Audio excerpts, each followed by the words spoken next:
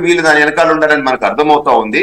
ముఖ్యంగా ఇందాక సంజయ్ రెడ్డి గారు మాట్లాడింది మోదీ గారి మీటింగ్ మనం ఎందుకు అలయన్స్ మోదీ గారితో చేసినారు అని చెప్పి ఇప్పటికి కొంచెం డిస్టర్బెన్స్ మీడియాలో క్రియేట్ అవుతా ఉంది. అంటే మన కాంగ్రెస్ వాళ్ళు చేసే అలయన్స్ కొన్ని క్లారిటీతో నేను చెప్పాలనుకుంటున్నాను. ఆ రోజు మోదీ గారి మీటింగ్ ఫస్ట్ మీటింగే, ఇంకా 3 మీటింగులు కాబోతా ఉన్నాయి. సో పెళ్లి చూపుల రోజే శోభనం ఎందుకు కాలేదు అని అడగటం అనేది కరెక్ట్ కాదు. ప్రొసీజర్ స్టెప్ బై స్టెప్ అవద్ది. సో కొంచెం ఓపిక పట్టాలా అనేది నేను తెలుపుకుంటూ, ముఖ్యంగా మీరు చూస్తే చంద్రబాబు నాయుడు గారికి 2 ఆప్షన్స్ ఉండేయండి. డెవలప్మెంట్ ఆఫ్ ది స్టేట్ చేయాలా, దేశ పరిస్థితి రాజకీయ పరిస్థితి ఏ విధంగా ఉంది అని. So development of the state అంటే మోదీ గారు చేసిన డెవలప్మెంట్ ఫర్ ఇండియా అయితే ఏముంది, గుజరాత్ అయితే ఏముంది, డౌట్ ఏం లేదు. చంద్రబాబు నాయుడు గారు ఏ విధంగా 2047 కి తెలుగు వాళ్ళు నెంబర్ 1 ప్లేస్ లో ఉండాలో అదే విధంగా 2047 కి ఇండియా నెంబర్ 1 స్థానంలో ఉండాలా అని చెప్పి మోడీ గారు మాట్లాడుతున్నారు. సో ఒక ఐడియాలజీ సిమిలారిటీ ఉంది, ఒక విజన్ సిమిలారిటీ ఉంది. సో కేంద్రంలో ఉండే పార్టీతో మనకు ఒక అలయన్స్ కావాలా అని అంటే 2 ఆప్షన్స్, ఒకటి కాంగ్రెస్ అలయన్స్, ఇంకోటి బీజేపీ అలయన్స్.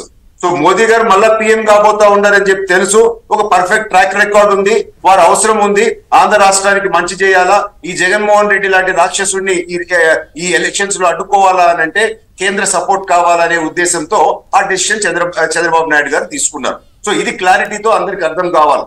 రెండోది కాంగ్రెస్ పార్టీ పరిస్థితి మనం చూస్తాం. ఆంధ్ర రాష్ట్రంలో కాంగ్రెస్ పార్టీ చనిపోయి 10 సంవత్సరాలు అయిందండి. ఇప్పుడు వాళ్ళు ఏదో ఒక ప్రయత్నం చేస్తా ఉంటారు ఆ చనిపోయిన పార్టీని మళ్ళా పునర్జన్మ కోసం అని చెప్పి. పాపం చేసి చనిపోయిన వాళ్ళు పునర్జన్మ రాదు, ఉత్తి పుణ్యాత్ములకే పునర్జన్మ వస్తుంది, అది వాళ్ళు గుర్తు పెట్టుకోవాలా. సో ఆంధ్ర రాష్ట్రంలో కాంగ్రెస్ పార్టీ చనిపోయింది. రెస్ట్ ఆఫ్ ద కంట్రీలో మాత్రం వెంటిలేటర్ పైన ఊగులాడుతూ ఉంది. ఆ వెంటిలేటర్ నుంచి ఎప్పుడో ఆక్సిజన్ పోద్దో మనకు తెలియదు. అది కాంగ్రెస్ పార్టీ పరిస్థితి. సో ఇది ఒక క్లారిటీతో అందరికి అర్థం కావాలి. సో కాంగ్రెస్ పార్టీలో ఈ రోజు చేరిన షర్మిల కూడా జగన్మోహన్ రెడ్డి గారి సిస్టరే. సో ఒక కుటుంబ పరిస్థితి అయిపోయింది ఆ రాజకీయంలో. సో ఈ మాత్రము అర్థం చేసుకోలేని పరిస్థితిలో ఆంధ్ర రాష్ట్ర ప్రజలు లేరు.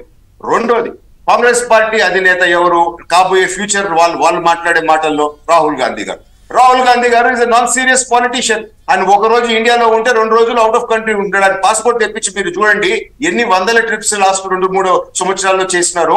సో ఒక రోజు ఈడుంటే సీరియస్ ఇష్యూ జరిగినప్పుడు ఏడుంటాడంటే వేరే దేశంలో ఉంటాడు, ఇక్కడ ఉండడు. సో అటువంటి వారి చేతుల్లో మనము పగ్గాలు పెట్టొచ్చా అనేది ఒకటి. రెండోది ఇంపార్టెంట్ ఏంటంటే ఇదే రాహుల్ గాంధీ చైనాకి పోయి గతంలో ఒక సీక్రెట్ అగ్రిమెంట్ చైనీస్ తో చేసుకున్నారు. ఆ అగ్రిమెంట్ ఏంది అని కూడా ఇంతవరకు బయట చెప్పలేదు. సో ఇటువంటి వాళ్ళని మనం నమ్మొచ్చా?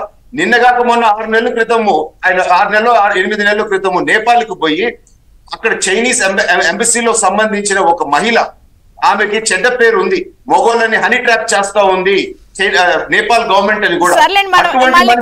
డైవర్ట్ అవుతున్నాము మోదీ కాంగ్రెస్ సబ్జెక్ట్ వేరే వెళ్ళిపోతున్నాం అంటే మన స్టేట్ కి కన్ఫైన్ అవుతాం తొలి విడత ప్రచార పర్వం వరకు. సంజీవ్ రెడ్డి గారు మనం ఏదో తప్పు చేసినాము అని అంటున్నారు కనుక ఒకసారి ఇవన్నీ చెప్పాలి, ఫ్యాక్ట్ ప్రజలు క్లియర్. సరే అంటే ఇప్పుడు మోదీ రాహుల్ వీళ్ళిద్దరిలో బెస్ట్ లీడర్ ఎవరన్నది మన చర్చ కాదు, మనం ఏపీ వరకే కన్ఫైన్. సార్ ఇస్తాను సంజీవ్ రెడ్డి గారు, మీకు కూడా ఇస్తాను. మనం కొంచెం ఏపీ వరకే కన్ఫైన్ అవుదాం, ఎందుకంటే ఇప్పుడు మళ్ళీ సంజీవ్ రెడ్డి గారు చెయ్యొత్తారంటే మిమ్మల్ని అటాక్ చేస్తారు, టాపిక్ బాద్దు నాకు.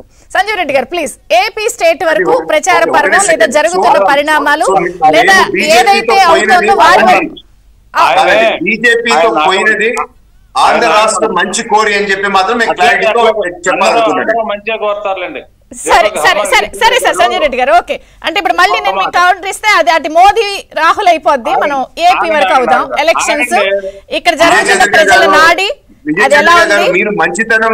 మీరు మంచితనంతో కాంగ్రెస్ వారిని పిలిచినారు, వారికి ఇంత టైం ఇస్తున్నారు, వారికి 0 రిప్రజెంటేషన్, ఏ ఒక్క దగ్గర ఒక సీట్ లేదు.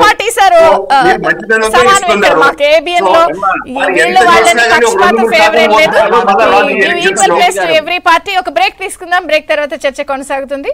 చూస్తున్నానండి ఏబిఎన్.